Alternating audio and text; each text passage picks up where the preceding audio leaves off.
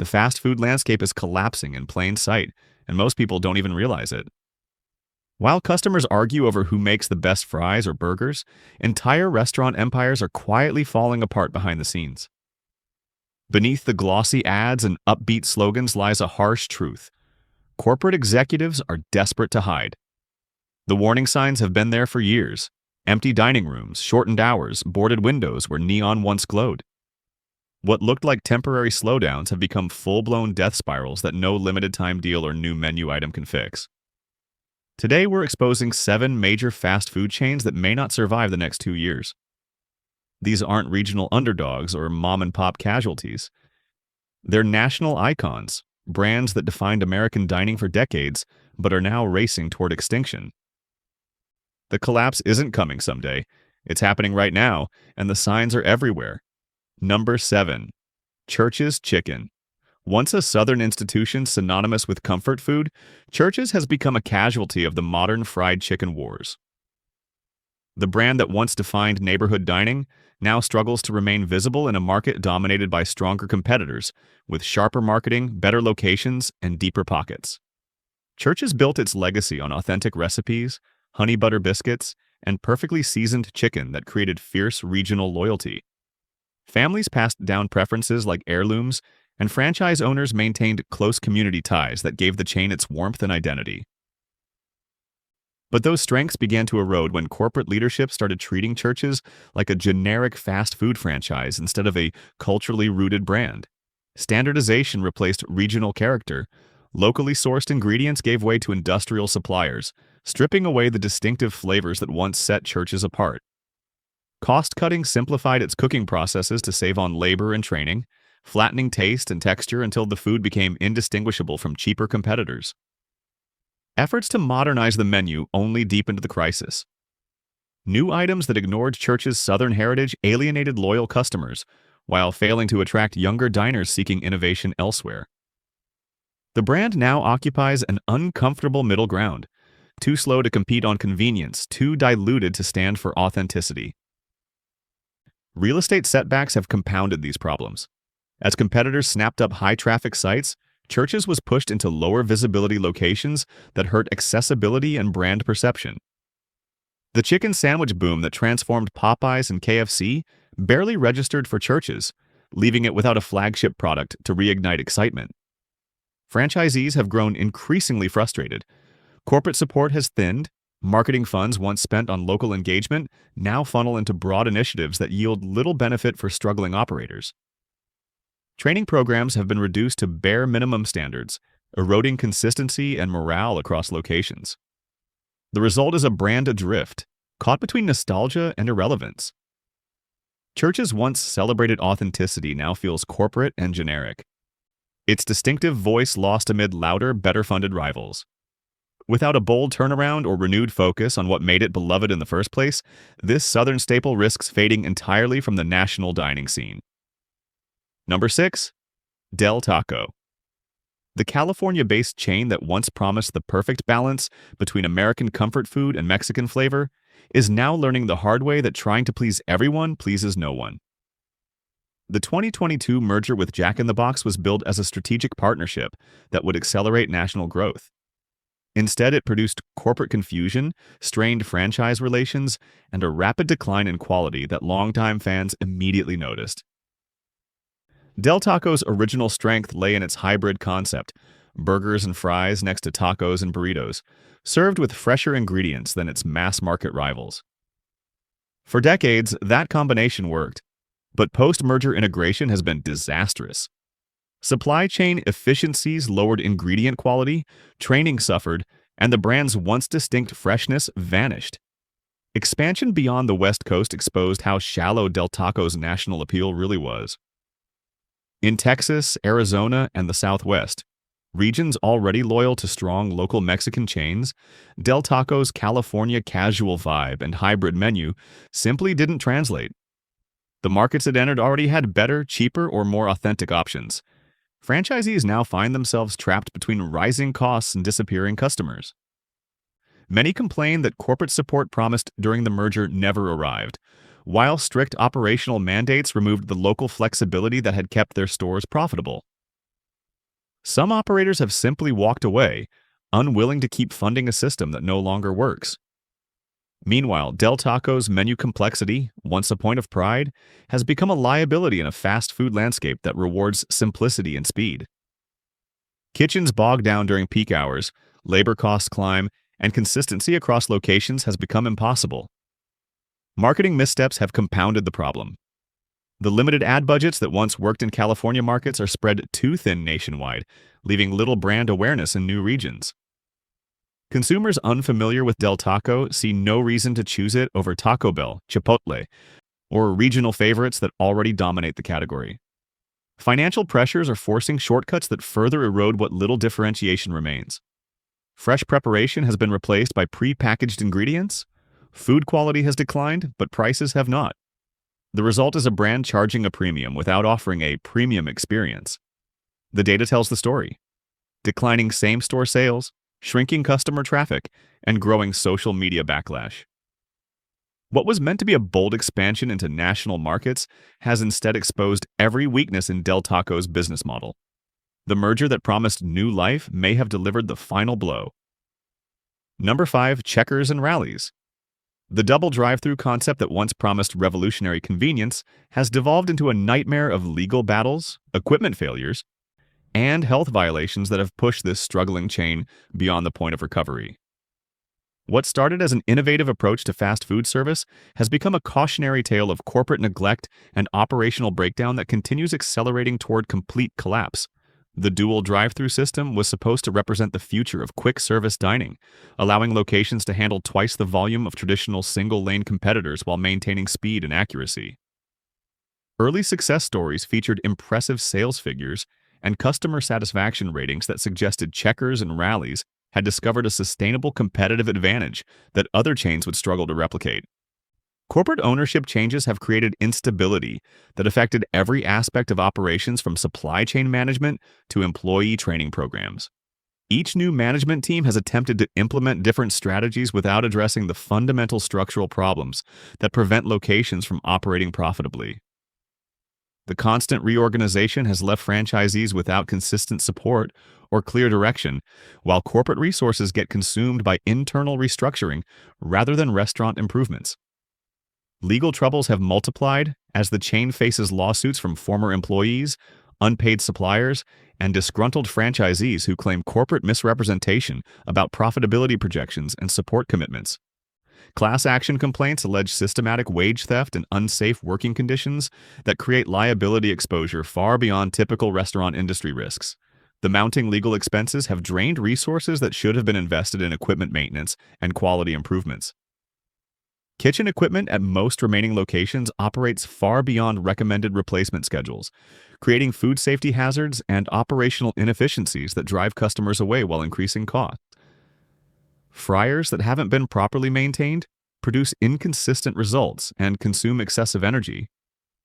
Refrigeration units that struggle to maintain proper temperatures during peak hours create contamination risks that health inspectors document regularly.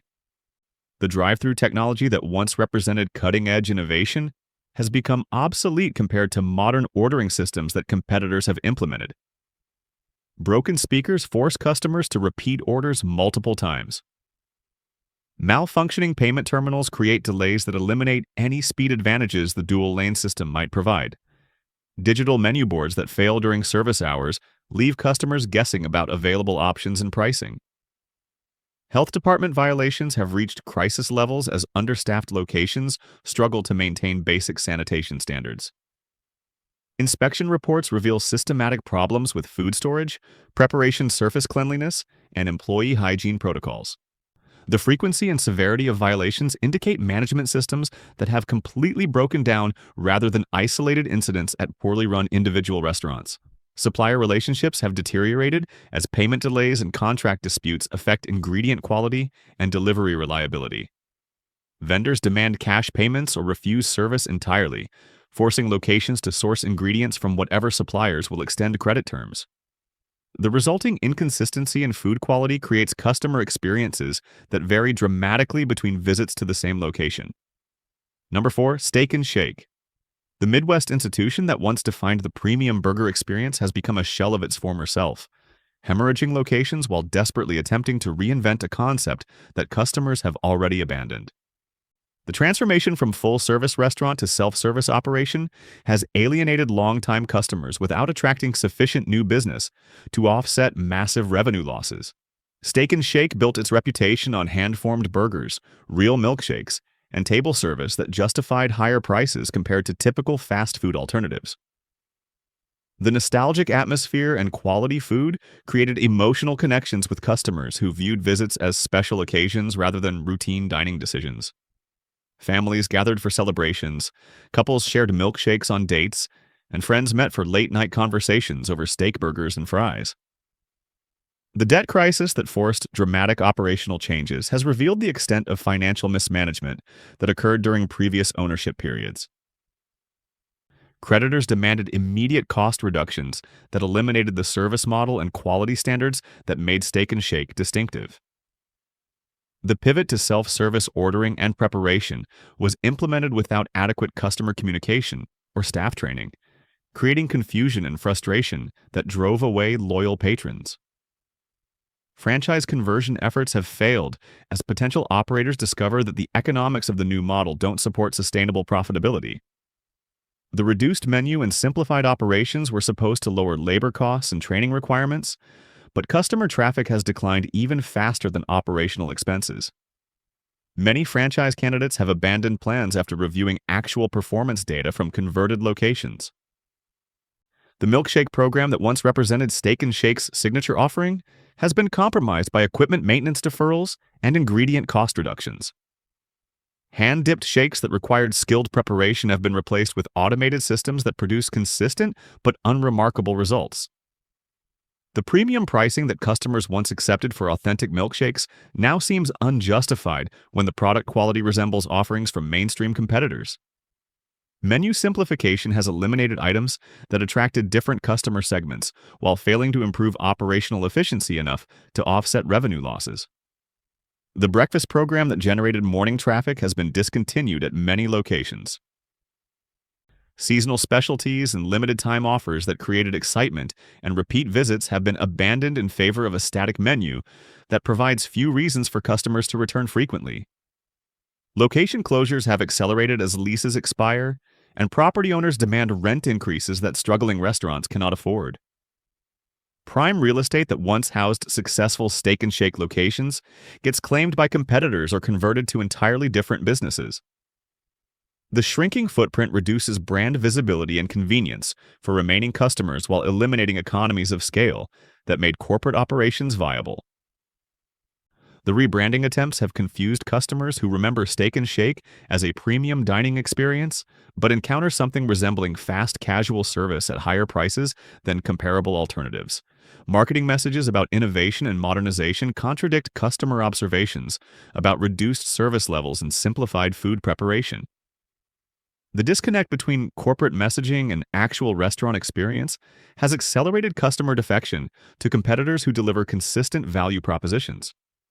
Employee retention has become impossible as reduced staffing levels create working conditions that experienced restaurant workers refuse to accept. High turnover rates mean that locations operate with inexperienced staff who lack proper training on equipment operation and customer service standards. The resulting service quality creates negative experiences that prevent customer retention even when other operational problems get temporarily resolved. Number 3. Quiznos. The toasted sub pioneer that once challenged Subway's dominance has become a ghost of the restaurant industry, with fewer than 200 locations remaining from a peak of over 5,000 stores. The dramatic collapse represents one of the most spectacular failures in fast casual history, demonstrating how quickly a seemingly unstoppable franchise empire can crumble when fundamental business models prove unsustainable. Quiznos revolutionized the sandwich category by introducing toasted subs to mainstream markets, creating a premium alternative to cold sandwich preparation that justified higher prices through superior taste and texture. The convection oven technology that produced consistently heated sandwiches with melted cheese and crispy bread created customer experiences that cold sandwich competitors couldn't replicate using traditional preparation methods. The franchise expansion strategy that fueled rapid growth contained fatal flaws that eventually destroyed the entire system. Corporate revenue models depended heavily on food and supply sales to franchisees rather than sustainable restaurant operations, creating incentives for aggressive expansion without adequate consideration for market saturation or individual location profitability. Territory development moved faster than demand could support, placing competing Quiznos locations within blocks of each other. Franchisee lawsuits began emerging as operators discovered that corporate projections about sales volume and profitability bore little resemblance to actual operating results. Class action complaints alleged systematic deception about market potential, while revealing corporate policies that prioritized short-term expansion fees over long-term franchise success. The legal battles consumed resources while damaging relationships between corporate management and remaining operators. Supply chain control became a weapon against struggling franchisees, as corporate policies required purchases from approved vendors at prices significantly higher than alternatives available to independent operators. Food costs that consumed excessive percentages of revenue made profitable operations nearly impossible, while franchise agreements prevented operators from sourcing ingredients elsewhere. The captive supplier relationship generated corporate profits while driving individual restaurants toward bankruptcy. Competition intensified as Subway responded with improved toasting capabilities while maintaining price advantages that Quiznos couldn't match due to higher operational costs and supply chain markups. Other sandwich chains adopted similar heating methods while avoiding the structural problems that plagued Quiznos franchise relationships. The competitive moat that toasted preparation once provided disappeared as the innovation became standard across the category. Store closure acceleration created negative feedback loops that damaged remaining locations through reduced advertising effectiveness and supply chain inefficiencies. Each closure eliminated potential customers who might have tried Quiznos while reducing the geographic density that made marketing campaigns cost-effective. Suppliers began demanding cash payments or refusing service as the customer base shrank beyond sustainable levels. The few surviving locations operate with minimal corporate support while facing competition from multiple sandwich chains that offer similar products at lower prices with better convenience and service. Customers who remember Quiznos from its peak years often express surprise at discovering locations still exist, indicating brand awareness has declined to irrelevance in most markets. Number 2. Red Lobster. The seafood destination that once represented affordable luxury dining has become the most shocking casualty of corporate mismanagement, private equity manipulation, and operational neglect. The bankruptcy filing that shocked the restaurant industry revealed decades of financial engineering that prioritized short-term profits over sustainable business operations, leaving customers and employees to bear the consequences of decisions made in distant boardrooms. Red Lobster's cultural significance extended far beyond simple restaurant operations, serving as the setting for special occasions, family celebrations, and first dates that created emotional connections spanning generations. The Cheddar Bay biscuits became cultural icons, while endless shrimp promotions generated nationwide media attention and customer excitement that competitors struggled to replicate through traditional marketing approaches. Private equity ownership transformed Red Lobster from a customer-focused restaurant chain into a financial instrument designed to extract maximum short-term returns, regardless of long-term viability.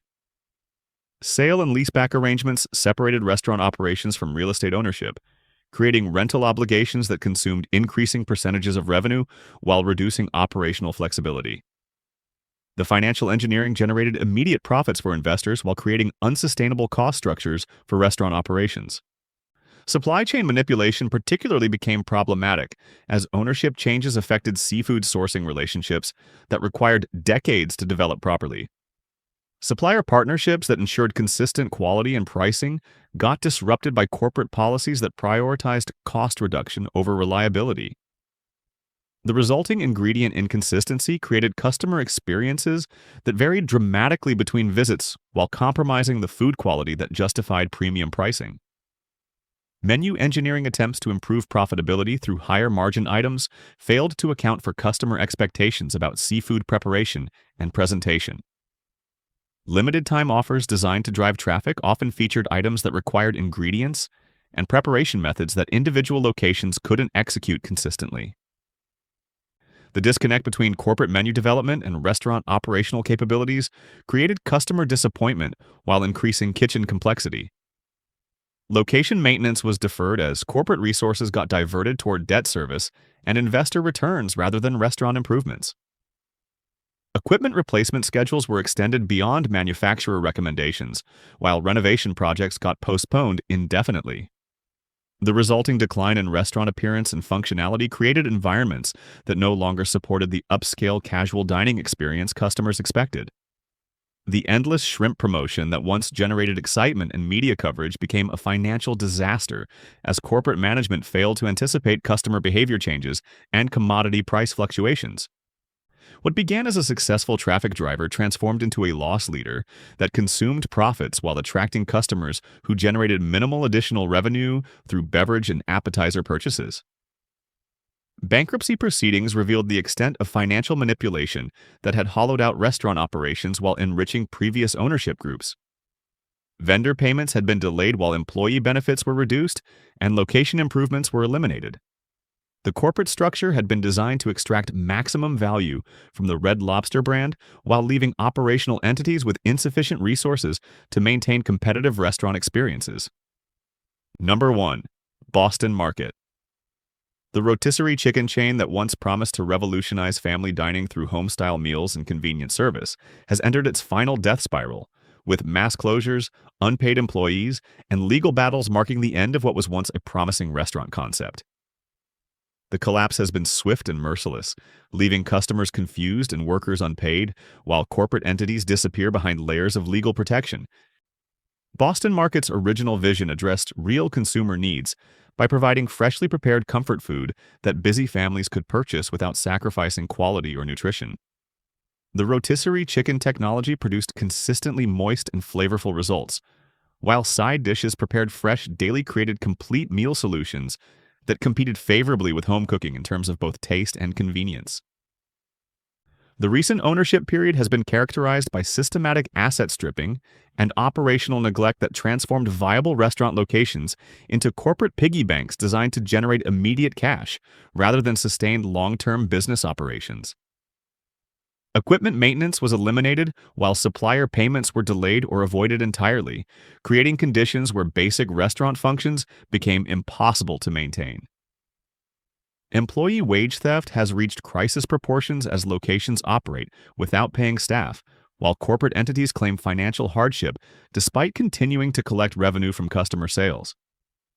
Workers report months of unpaid wages while managers disappear without notice, and corporate phone numbers get disconnected. The systematic exploitation has generated class action lawsuits while destroying employee morale at locations still attempting to operate. Supplier lawsuits have multiplied as vendors discover that payment terms have been ignored while corporate ownership structures make collection efforts nearly impossible. Food distributors, utility companies, and equipment lessors have filed liens and initiated collection proceedings, while restaurant locations continue operating without paying for goods and services received. The resulting supply chain disruptions have made consistent food preparation impossible. Health department violations have accelerated as locations attempt to operate without proper cleaning supplies, functional equipment, or adequate staffing. Inspection reports reveal systematic breakdowns in food safety protocols while restaurants continue serving customers, despite conditions that pose genuine health risks. The regulatory response has included emergency closures and legal actions that further compromise remaining operations. Customer experiences at surviving locations have deteriorated to the point where negative reviews describe conditions resembling abandoned restaurants rather than functioning businesses. Equipment failures create service delays while supply shortages eliminate advertised menu items without notice. The disconnect between customer expectations and operational reality has driven away loyal patrons while preventing new customer acquisition. The legal structure protecting current ownership has been designed to shield personal assets while leaving restaurant operations and employees exposed to financial losses. Corporate entities declare bankruptcy while individuals associated with ownership maintain control over valuable assets through related companies. The sophisticated legal manipulation has made recovery of stolen wages and unpaid supplier invoices virtually impossible while allowing the systematic destruction of the Boston Market brand to continue unimpeded. Real estate seizures have begun as property owners discover that lease payments have been ignored while locations continue generating revenue.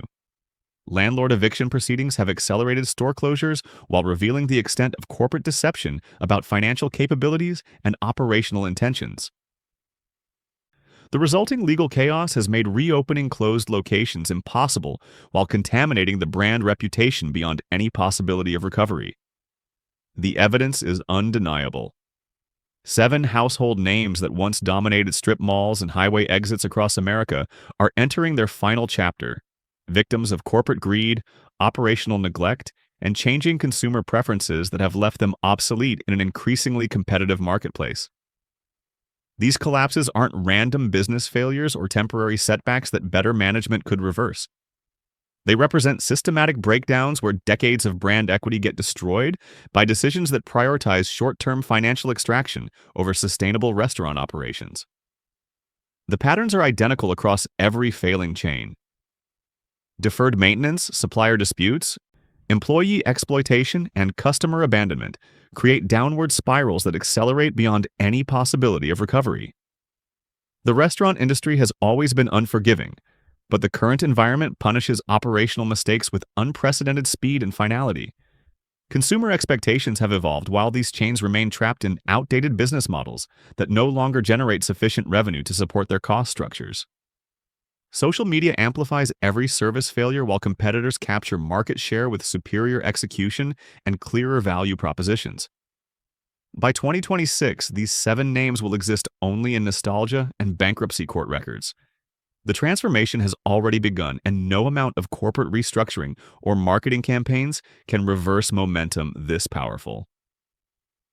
The fast food landscape is being rewritten, and these brands won't survive the revision.